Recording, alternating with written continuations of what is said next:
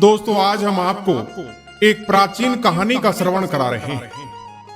ये कहानी है एक राजा और साधु की।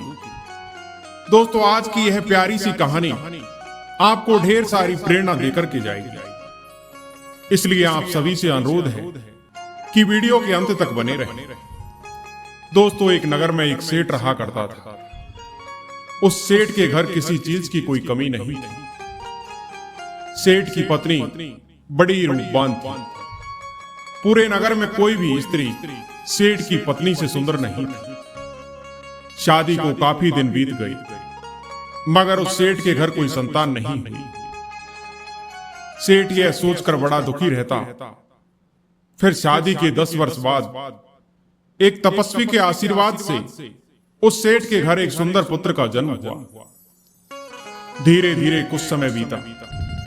समय के साथ साथ सेठ का पुत्र भी अब बड़ा हुआ। अब वह सेठ हर कार्य अपने पुत्र से पूछकर किया करता था। सेठ का पुत्र अभी छोटा था, परंतु प्रेम में अंधा सेठ वही करता जो उसका पुत्र कहता।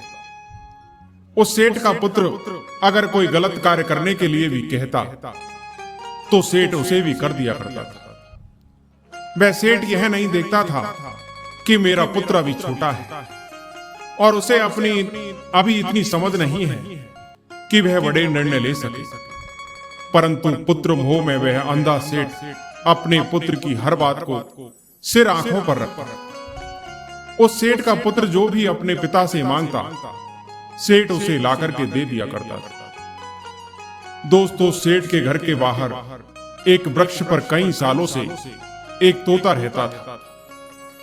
वह तोता उस सेठ के घर के बाहर एक पेड़ पर कई सालों से रहा करता था। वह सेठ के घर को अच्छे से जानता था। सेठ कभी कभी उसे दाना पानी खाने के लिए दिया करता था। वह तोता यह देखकर बड़ा ही चिंतित रहता कि यह सेठ अपने पुत्र की हर बात को मान लेता है। सेठ का पुत्र जिस भी चीज की जिद करता है, सेठ उसे लाकर दे देता है। अब एक दिन वह तोता उस पेड़ पर बैठकर यह सब देख रहा था। तभी तोता सेठ से कहता है कि सेठ जी, तुम्हें अपने पुत्र मोह में इतना अंधा नहीं होना चाहिए। तुम्हारी यह गलती तुम्हें आगे जाकर बहुत भारी पड़ेगी। उस तोता की बात सुनकर सेठ बोला, अरे तोता, तुम नहीं जानते, मेरा पुत्र स्वयं भगवान का रूप है। इतनी मन्नतों के बाद मुझे पुत्र की प्राप्ति हुई है। अब तो वह जैसा कहेगा मैं वैसा ही करूंगा। तोता बोला, अरे सेठ जी, तुम तो पुत्र मोह में अंधे हो गए हो। तुम्हें मेरी बात समझ में नहीं आ रही। इंसान की यह गलतियां इंसान को बर्बाद कर देती हैं। सेठ जी, यह बात मैं आपको एक कहानी के माध्यम से बताता हूं। आप ऐसे नहीं समझेंगे। मैं आपको एक कहानी सुनाता हूं। तब सेठ कहता है कि ठीक है तोता, तुम कहानी सुनाओ। तब तोता अपनी कहानी प्रारंभ करता है और कहता है, सेठ जी, आप इस कहानी को ध्यान से सुनिएगा और इन बातों को याद रखिएगा। वह तोता उस सेठ को कहानी सुनाता है और कहता है, सेठ जी, एक नगर में एक धनी सेठ रहा करता था। उस सेठ के पास सभी प्रकार की सुख सुविधाएं थी, लेकिन उसकी कोई संतान नहीं थी। अब संतान न होने के कारण वह हमेशा दुखी और चिंतित रहता। फिर अचानक एक दिन उसे पता चला कि उसकी पत्नी गर्भवती है। यह जानकर वह बहुत प्रसन्न हुआ। उसने अपनी पत्नी का खूब ख्याल रखा, उसकी हर जरूरत को पूरा किया। समय बीतने के साथ एक दिन उसके घर पर एक पुत्र का जन्म हुआ। सेठ पुत्र के जन्म पर बहुत प्रसन्न था। उसने पूरे नगर में मिठाई बंटवाई। सेठ ने अपने बच्चे के लालन पालन में कोई कमी नहीं रखी। धीरे धीरे समय बीता। समय के साथ उसका पुत्र बड़ा हुआ। उसने अपने बेटे को गुरुकुल भेजने का निर्णय किया ताकि वह पढ़ लिख कर एक विद्वान बन सके। अभी उसके पुत्र की उम्र ज्यादा नहीं थी, लेकिन सेठ ने छोटी उम्र में ही अपने बेटे को शिक्षा ग्रहण करने के लिए गुरुकुल भेज दिया। गुरुकुल में वह बालक अच्छे से शिक्षा ग्रहण करता अपने गुरु की सभी आज्ञाओं का पालन करता। ऐसे में वह बालक धीरे धीरे वहां का सबसे होनहार विद्यार्थी बन गया। गुरुकुल में उस बालक ने सारे वेद पुराण और शास्त्रों का अध्ययन किया और बहुत बड़ा विद्वान बन गया। गुरुजी भी उस बालक से बहुत प्रसन्न थे। वह इस बात पर गर्व महसूस करते थे कि उनके शिष्य ने छोटी सी उम्र में ही बहुत सारा ज्ञान अर्जित कर लिया। इधर सेठ के घर सब कुछ अच्छा चल रहा है, लेकिन एक कहावत है कि समय कब बदल जाए किसी को पता ही नहीं होता। ऐसे ही एक दिन किसी दुर्घटना की वजह से उसके माता पिता की मृत्यु हो गई। जब उसके माता पिता की मृत्यु हुई, उस समय तक उस बालक की शिक्षा पूर्ण नहीं हुई थी। वह गुरुकुल में ही था, जबकि उसके माता पिता अब इस दुनिया में नहीं रहे और उनका सब कुछ बर्बाद हो चुका था। उसे लगा कि जैसे उसका तो सारा संसार ही खत्म हो गया। यह दुनिया उसे व्यर्थ महसूस होने लगी और इसी कारण उस बालक का इस सांसारिक मोह माया से मन उठ गया। उसके बाद उस बालक ने निश्चय किया कि वह गुरुकुल से शिक्षा पूर्ण करने के बाद अपना संपूर्ण जीवन लोगों की भलाई में व्यतीत करेगा। लोगों के जीवन के दुख और उनकी समस्याओं को कम करने की कोशिश करेगा। अब कुछ समय बाद जब उस बालक की शिक्षा पूर्ण हो गई, तो उसके बाद वह बालक सन्यासी बन गया और वह सांसारिक वस्तुओं और सुविधाओं से दूर हिमालय के जंगलों में चला गया। वहां जंगल में जाकर उसने लंबे समय तक तपस्या की। तपस्या पूर्ण करने के बाद उस सन्यासी ने लोगों को शिक्षा देना आरंभ किया। समय के साथ साथ उस सन्यासी की चर्चा चारों तरफ होने लगी। दूर दूर से लोग उसके पास शिक्षा ग्रहण करने के लिए आने लगे और बहुत से लोग उनके पास अपनी समस्याओं का समाधान खोजने के लिए भी आने लगे। सन्यासी सभी लोगों की समस्याएं बड़ी आसानी से सुलझा देता था। इस वजह से वह पूरे राज्य में मशहूर हो गया। लेकिन जिस नगर में वह रहता था, उस नगर का राजा एक क्रूर व्यक्ति था। जब राजा को सन्यासी के बारे में पता चला, तो एक दिन सुबह राजा अपने महल से निकलकर उस सन्यासी से मिलने के लिए चल पड़ा और फिर वह उस सन्यासी की कुटिया पर जाकर पहुंच गया। राजा ने वहां पहुंचकर जब सन्यासी को देखा, तो उसके चेहरे पर एक अलग ही तेज था। राजा उनके पास पहुंचा। वहां जाकर राजा ने सन्यासी को प्रणाम किया और उनके पास जाकर बैठ गया और उनसे वार्तालाप करने लगा। तो उसे बड़ी अपार शांति का अनुभव हुआ। वह राजा पहली ही मुलाकात से उसके व्यक्तित्व से इतना प्रभावित हुआ कि उसने उसी समय से अच्छाई के रास्ते पर चलने की ठान ली। राजा मन ही मन सोचने लगा कि इतनी छोटी सी मुलाकात में यह सन्यासी मुझे इतना बदल सकता है, तो अगर यह हमेशा मेरे साथ ही रहने लगे तो मेरी तो जिंदगी ही बदल जाएगी। यही सोचकर राजा उस सन्यासी से राजमहल चलने के लिए आग्रह करने लगा। राजा का आग्रह सुनकर सन्यासी उससे मना नहीं कर पाया और वह राजमहल में चलने के लिए तैयार हो गया। फिर राजा सन्यासी को लेकर राजमहल की तरफ चल पड़ा। राजमहल पहुंचने पर राजा ने सन्यासी का खूब आदर सत्कार किया और उसके बाद राजा ने उस सन्यासी को एक शाही कमरे में भोजन कराया। भोजन कराने के पश्चात सन्यासी ने राजा को धन्यवाद दिया और राजा से जाने की आज्ञा मांगी। लेकिन राजा नहीं चाहता था कि सन्यासी वहां से जाए, इसलिए राजा ने कहा कि महाराज, आप हमारे बगीचे में जब तक चाहें तब तक रह सकते हैं। आपको यहाँ पर किसी तरह की कोई असुविधा नहीं होगी। आप यहाँ रहेंगे तो हमारी प्रजा को भी अच्छा लगेगा और हमें भी अच्छा लगेगा। यह सुनकर सन्यासी ने राजा का प्रस्ताव स्वीकार कर लिया। उसके बाद राजा ने उस सन्यासी के लिए बगीचे में रहने का प्रबंध करवा दिया। राजा की आज्ञा के अनुसार सेवकों ने बगीचे में एक सुंदर सी कुटिया का निर्माण कर दिया। उसके बाद वह सन्यासी उस कुटिया में रहने लगे। सन्यासी की हर तरह की जरूरत का पूरा ध्यान रखा गया। और समय पर उन्हें उनकी जरूरत की हर चीज मुहैया कराई जाती। उस राजा की हर समय यही कोशिश होती थी कि सन्यासी महाराज खुश रहे और यहां से जाने के बारे में ना सोचे। अब इधर उस सन्यासी को उस कुटिया में रहते रहते कई साल बीत गए और इस दौरान राजा ने उनकी खूब सेवा की। परंतु एक दिन राजा और रानी को किसी आवश्यक कार्य से बाहर दूसरे राज्य में जाना पड़ा। उन्होंने एक सेवक को सन्यासी की सेवा के लिए नियुक्त कर दिया, परंतु वह सेवादार राजा के जाने के बाद बीमार पड़ गया और अपने घर चला गया और फिर वह कभी वापस लौट कर नहीं आया।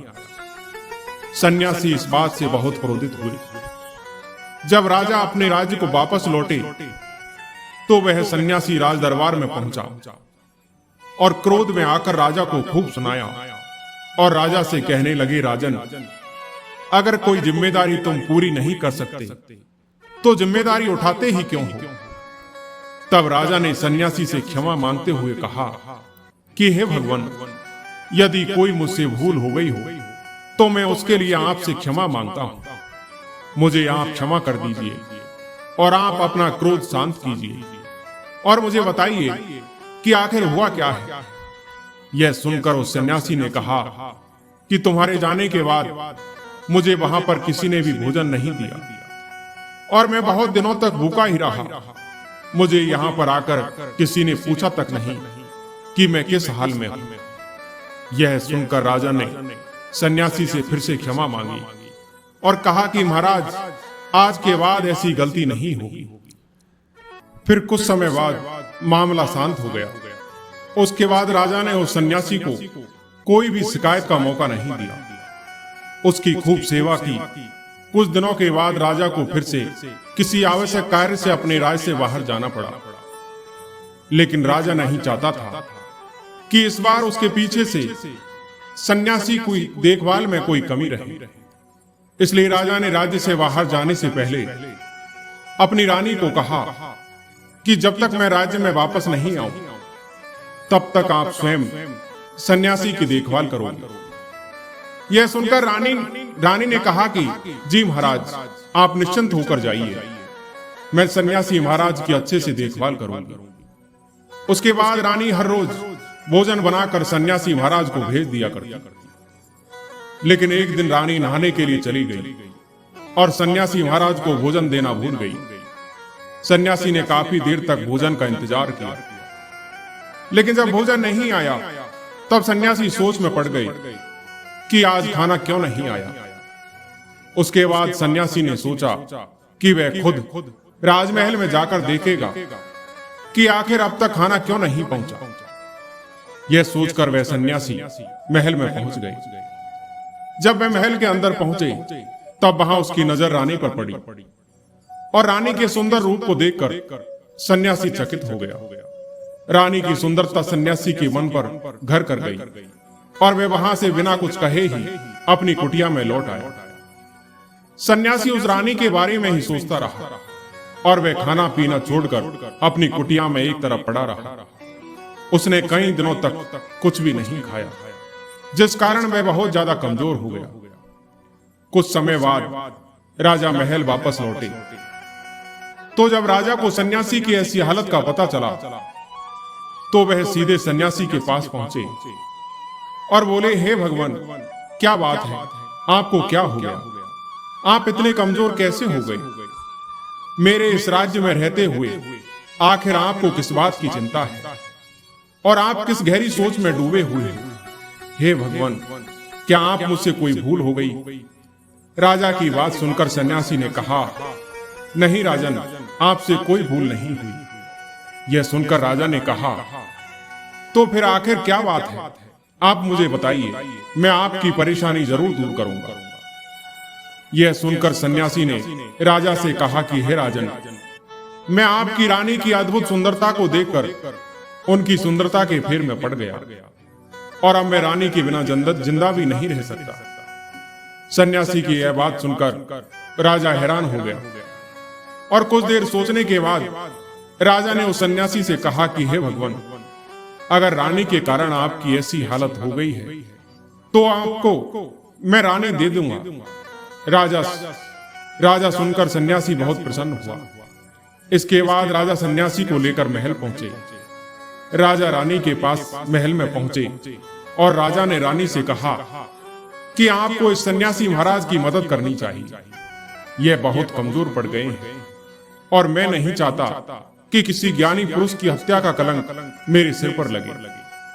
उसके बाद राजा ने रानी से पूछा कि क्या यह पाप आप अपने सिर पर लेना चाहती हैं? राजा की यह बात सुनकर रानी ने राजा से पूछा कि आखिर सन्यासी महाराज के दुख का कारण क्या है?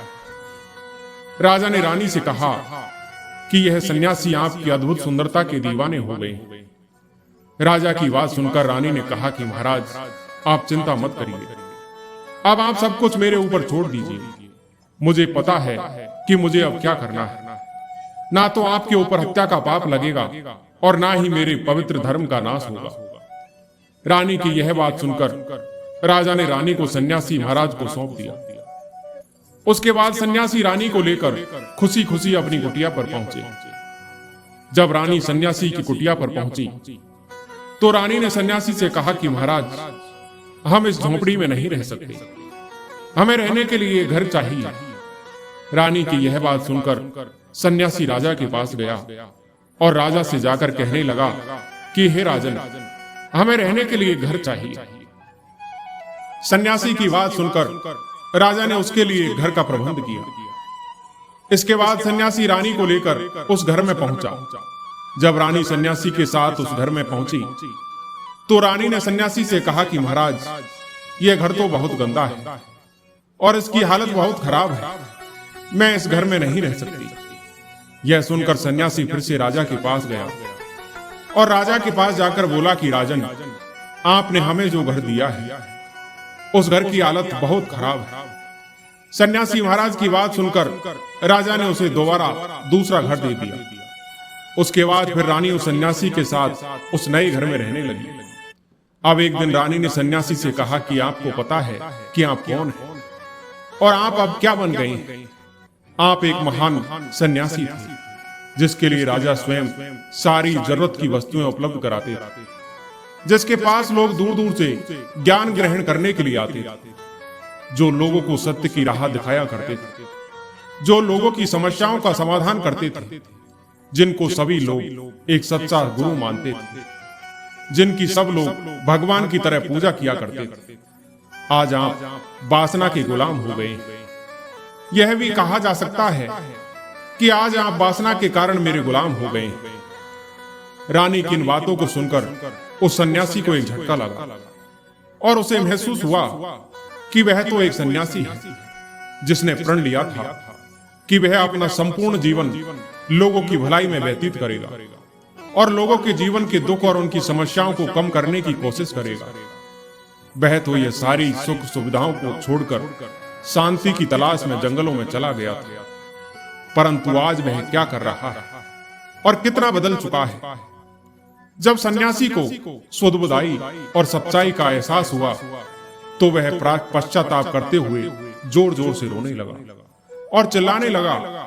उसके बाद वह हाथ जोड़कर महारानी से कहने लगा कि मुझे माफ कीजिए, मैं क्या करने जा रहा था, मैं अभी आपको राजा को सौंप आता हूं। सन्यासी की बात सुनकर रानी ने सन्यासी से प्रश्न किया कि महाराज, मेरे मन में एक प्रश्न उठ रहा है, कृपया मेरे प्रश्न का उत्तर दीजिए। रानी की बात सुनकर सन्यासी ने कहा कि कहिए, आपका क्या प्रश्न है? फिर रानी ने कहा कि महाराज, उस दिन आपको भोजन नहीं मिला तो आप बहुत क्रोधित हो गए थे। तब मैंने आपका यह रूप पहली बार देखा था, तभी से मैं आपके व्यवहार में परिवर्तन महसूस कर रही हूं। ऐसा क्यों हुआ महाराज? आखिर आपको इतना क्रोध क्यों आया?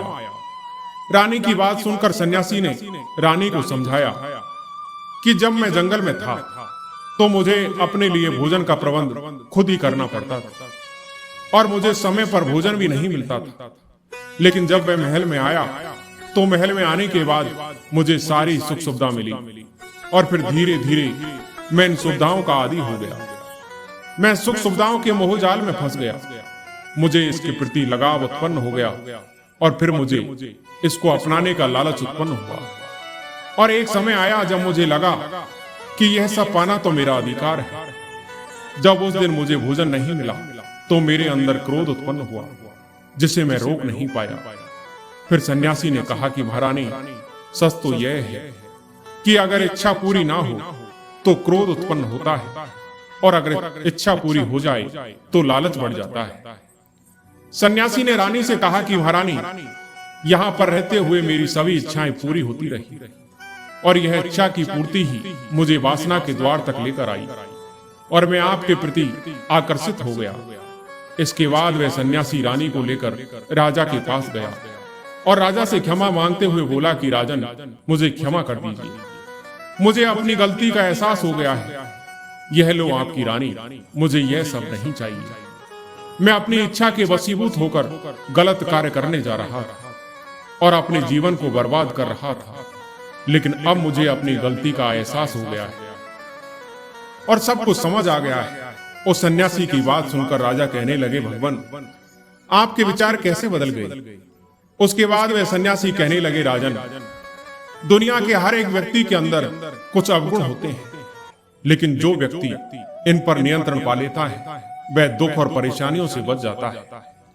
जो व्यक्ति इन अवगुणों पर नियंत्रण नहीं कर पाता वह बर्बाद होने के कगार पर पहुंच जाता है। यह सुनकर राजा ने कहा कि महाराज, मुझे वे आदतें बताइए जिससे मनुष्य की बर्बादी हो जाती है। फिर सन्यासी ने राजा को मनुष्यों को बर्बाद करने वाली आदतों के बारे में बताना शुरू किया। सन्यासी ने कहा कि राजन, मनुष्यों को बर्बाद करने वाली पहली आदत है इच्छा। इच्छा ही दुनिया के हर एक व्यक्ति के अंदर सबसे पहला गुण होता है। वास्तव में देखा जाए तो इच्छाएं तो मनुष्य के जन्म लेते समय से ही जुड़ जाती है। तो फिर एक सामान्य मनुष्य के लिए इच्छाएं ना करना यह तो बड़ा ही मुश्किल काम होता है और लगभग नामुमकिन भी। मनुष्य की इच्छाओं का कहीं भी अंत नहीं है। एक मरती है और दूसरी तुरंत दूसरी इच्छा जन्म ले लेती है, लेकिन मनुष्य के मन से इच्छाओं को पूर्ण रूप से समाप्त करना तो बिल्कुल भी संभव नहीं। हाँ, लेकिन इच्छाओं को नियंत्रण में रखना जरूर संभव है। इच्छा सभी दुखों की जननी होती है। जो व्यक्ति अपनी इच्छाओं को नियंत्रण में नहीं रख पाता वह जीवन के किसी भी क्षेत्र में सफल नहीं हो पाता। इसलिए राजन, जब हम अपनी इच्छाओं का नियंत्रण पा लेते हैं तो हम अपने मन पर भी नियंत्रण पा लेते हैं, और जब हमारा मन हमारे वश में होता है तो हमें सुख की प्राप्ति होती है। फिर जो हम चाहते हैं हमारे साथ वही होता है, जिसका मतलब है कि मनुष्य यदि अपने जीवन में सुख और शांति चाहता है तो उसे अपनी इच्छाओं का त्याग करना चाहिए। इच्छाएं वही करो जिन्हें हम पूरा कर सकते हैं। जिन इच्छाओं की पूर्ति करना हमारे लिए संभव है उनके बारे में विचार करने से भी दुख ही मिलेगा, क्योंकि इच्छाओं से ही कामना उत्पन्न होती है, और कामनाओं की पूर्ति न होने पर दुख, अशांति और शोक उत्पन्न होता है। फिर सन्यासी कहता है कि हे राजन, मनुष्यों को बर्बाद करने वाली दूसरी आदत है वासना। इनका जन्म हमारे अंदर उठने वाली इच्छाओं से ही होता है। जिस प्रकार इच्छा का कोई अंत नहीं होता और मनुष्य इच्छा के जाल में फंसता ही चला जाता है, ठीक उसी प्रकार वासना और कामनाओं के वशीभूत होकर मनुष्य अच्छे और बुरे का भेद भूल जाता है और उसे कुछ भी नजर नहीं आता। लेकिन इच्छा का रूपांतरण जब कामना में और कामना का रूपांतरण हवस में हो जाता है तो फिर ऐसी किसी इच्छा का मन में आना ही गलत है, जो मनुष्य को गलत रास्ते पर भी लेकर जा सकती है। क्योंकि एक बार यदि मनुष्य इस प्रकार की इच्छाओं के माया जाल में फंस गया है तो फिर फंसता ही चला जाता है और अंततः उसे दुखों का सामना करना पड़ता है। जब उसके मन की इच्छाओं की पूर्ति होने लगती है तो वह और इच्छाएं करने लगता है, और जब उसकी छोटी छोटी इच्छाएं आसानी से पूरी होती जाती है तो धीरे धीरे वह उससे थोड़ा और बड़ा सोचने लगता है, और इसी तरह सोचते सोचते वह बड़ी बड़ी इच्छाएं करने लगता है। और जब उसकी वह इच्छाएं पूरी नहीं होती तो फिर उसके मन में क्रोध उत्पन्न होता है। क्रोध पर उसका नियंत्रण नहीं होता। जब क्रोध पर उसका नियंत्रण नहीं होता तो फिर वह क्रोध में आकर कई गलत निर्णय ले लेता है। क्रोध में वह दूसरों को भला बुरा कह देता है, गालियां निकाल देता है। जब उसका क्रोध शांत होता है तो उसे अपनी गलती का एहसास हो जाता है, लेकिन तब तक तो सब कुछ बर्बाद हो चुका होता है। क्रोध के कारण मनुष्य के कई बने बनाए काम भी बिगड़ जाते हैं। जब मनुष्य अंदर से बहुत कमजोर हो जाता है, एक कमजोर मनुष्य कुछ भी नहीं कर सकता, उसे कभी भी सफलता हासिल नहीं हो सकती। क्रोध हमारे भीतर तनाव को उत्पन्न करता है, और अगर एक बार हम तनाव में चले गए तो हमारा पूरा जीवन बर्बाद हो जाता है। क्रोध से अशांति और अशांति से दुख उत्पन्न होता है। फिर अंत में सन्यासी राजा से कहते हैं कि हे राजन, अगर मनुष्य इन सभी बातों को छोड़ देता है तो उसे जीवन में सफल होने से कोई नहीं रोक सकता। जो इन आदतों को नहीं छोड़ता उसे जीवन में बर्बाद होने से कोई नहीं रोक सकता। मैं एक सन्यासी होकर इसके फेर में पड़ गया तो सामान्य मनुष्य तो इससे बच भी नहीं सकता। इन सभी का एक ही जवाब है कि इन परिस्थितियों पर नियंत्रण करने के लिए दृढ़ निश्चय, संयम और संतोष जैसे प्रहरियों की आवश्यकता जान पड़ती है। यह ऐसी प्रवृत्तियां हैं जो व्यक्ति को उचित कर्तव्य करने को मार्ग प्रदर्शित करती है, प्रेरित करती है। इससे वह अपने मन में उठने वाली अनैतिक और अमानवीय इच्छा का दमन करने में सक्षम हो जाता है।